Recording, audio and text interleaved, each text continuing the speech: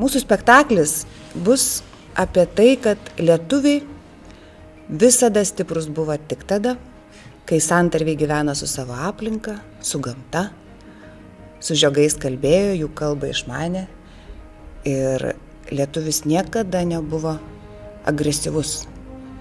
Lietuvis buvo taikus, tūlas, bičiulis. Istorija a priori vaikui šiais laikais yra neįdomi ir man atrodo, kad mes be žaisdami ir be kvailiodami galime tą istoriją jiems padaryti patrauklę. Tebūnie jisai gal pradeda galvoti, kad tam Žalgirio mūšį iš tikrųjų sėdėjo žiogas ausyje, bet gal jis atsivers vis tik tai kokią nors labai rimtą istorinį veiklą ir pradės skaityti, kad ir pirminius šaltinius. Tai man yra tais pats smagiausias dalykas, kad mes darome patrauklę istoriją, mes ją žaidžiame.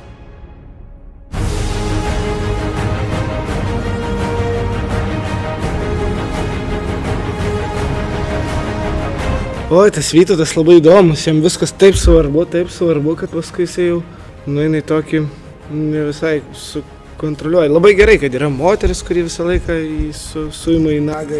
Būti švelne, išmintinga, valdinga moterim ir čia pat kautis mūšyje, būti kryžiuočiu viename spektaklyje yra jėga.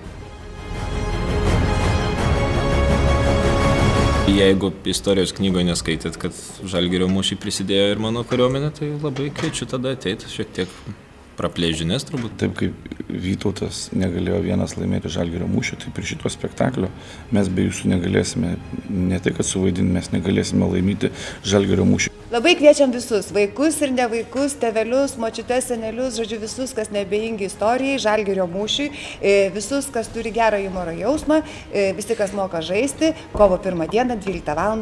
Kauno valstybiniam lėlių teatre.